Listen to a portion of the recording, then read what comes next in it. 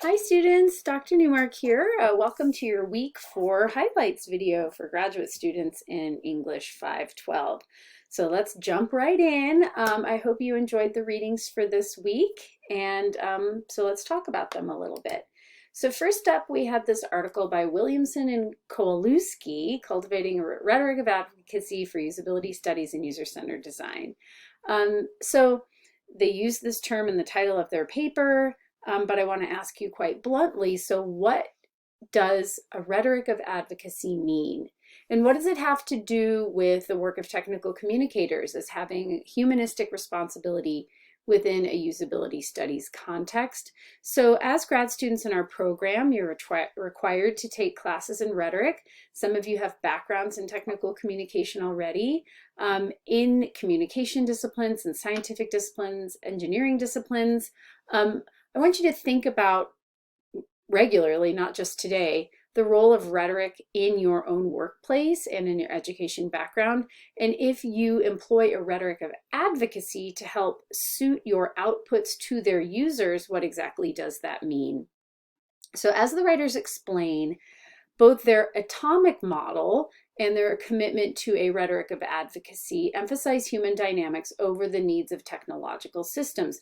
That's the humanistic element, in that the systems themselves, you might think of it with this adage, a usability problem is never the problem of the tool.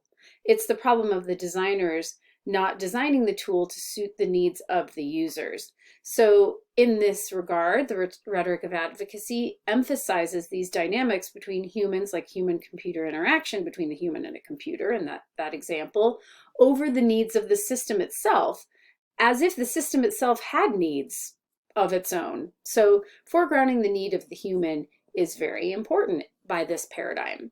So the concept of an ecology is also something that these authors foreground. And this concept of ecology is one wherein changes in one part of the system ripple through to the whole. So if you look up diagrams of ecology, or you just look up images for ecology, you'll see that it's generally understood as having to do with natural dynamics, natural systems. But they're using this ecological model to inform their analysis of a usability testing, user-centered design, UX atmosphere or landscape. So think about what is the relationship between a humanistic ethic and really understanding your users and where and how they live.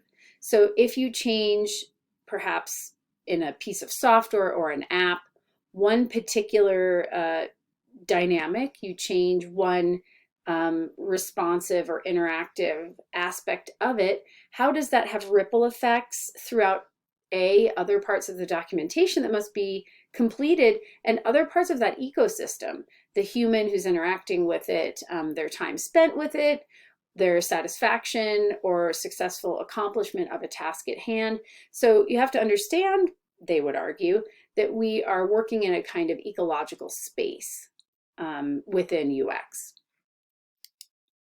So this ecological mindedness, that's kind of a clumsy phrase, we might say, foregrounds not just the production of an output, but informed and politically conscious action. So they use politically conscious as a term to engage with the reality that, again, technical communication, as is all technology development, all communication output, it's not neutral, right?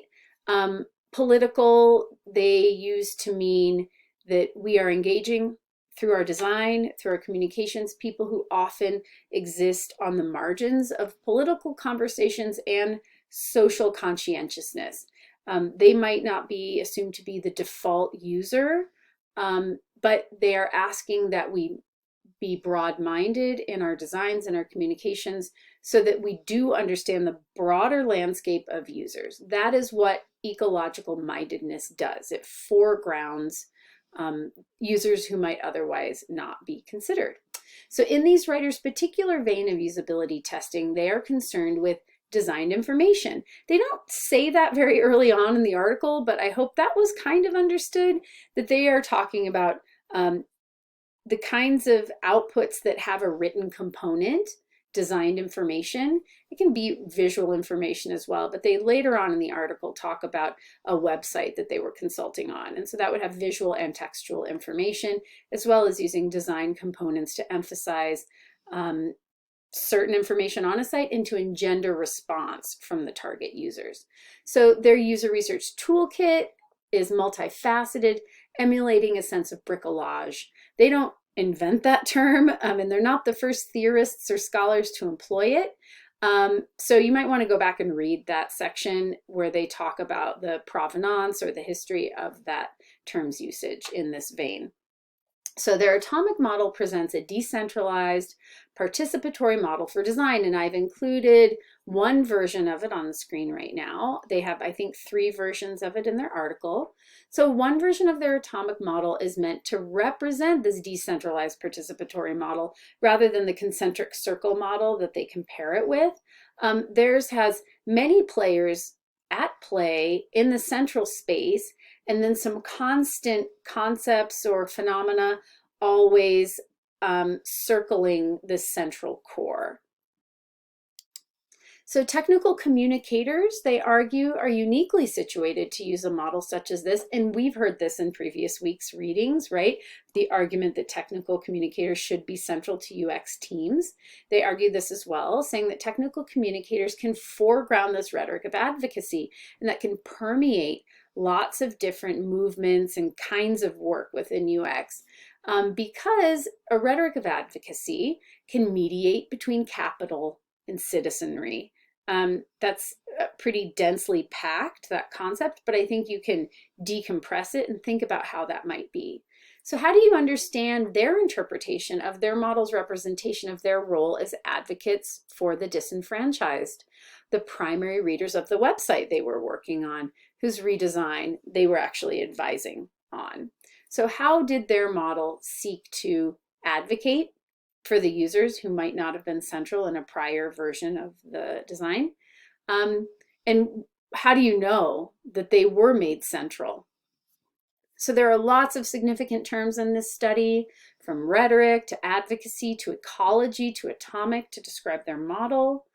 How do they fit together into a discussion of TPC practitioners' roles in UX, which we've been talking about over the last several weeks? So I'll leave you with that question in the discussion of this article. Now, the next reading I had you do for this week is really interesting in that it is a master's student's thesis. This master's student was a MA student at New Mexico State, and his advisor was my former colleague, Clint Lanier. We worked together at New Mexico Tech. Then he went to New Mexico State and I came to UNM. So this was just written, I think, last year. And it's very interesting to me, both as a model for the kind of work that a master's student might do in this space. And it's very interesting because it touches directly on some products that you might be familiar with and their presence in this space of very audience-oriented UX. So Dorcas Asenyi Anabire, and I don't know if I'm saying the name correctly, but I hope so, wrote the master's thesis entitled User-Centered and Inclusive Design Towards Social Justice, the Case of the Xbox, Adaptive Controller, Apple Siri, and Steady Mouse.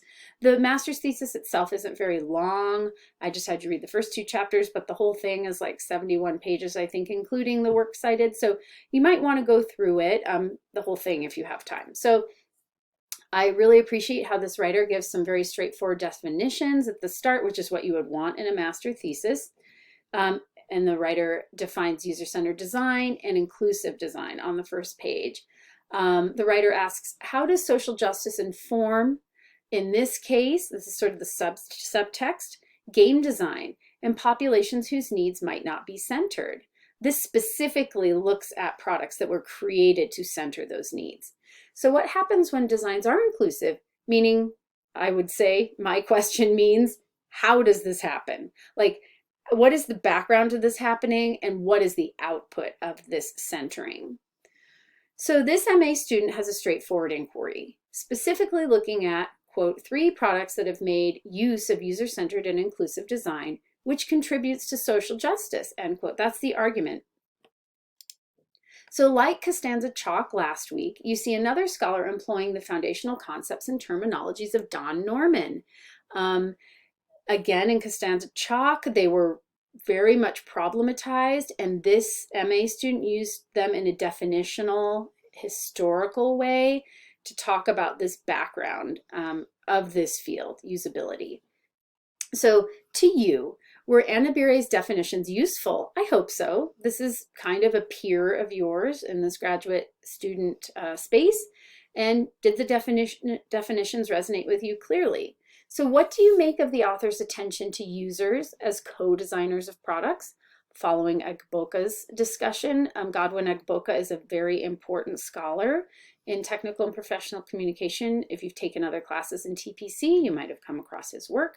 So Anna Bire also helps you to see in a very concise way the many applications of user-centered design within and beyond academia, and the range of scholarly works that address it. So the second chapter that you read in this thesis was the lit review. And in that lit review, it really covered quite a range. And one of the spaces that it concerned was academic study of UX of academic cited products, like a learning management system, for example.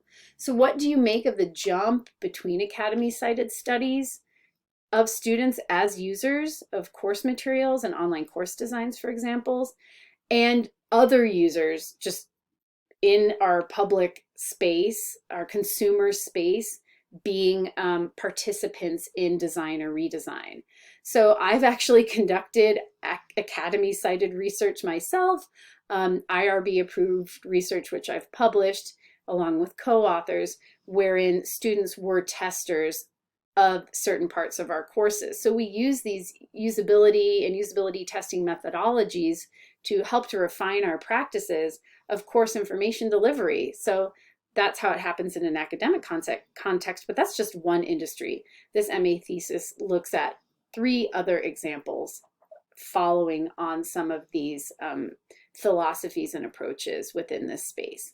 So I am going to finish up this video at the 12-minute and 15-second mark. I hope you've enjoyed this review of the materials from this week, and I look forward to the work you will be producing in the upcoming week.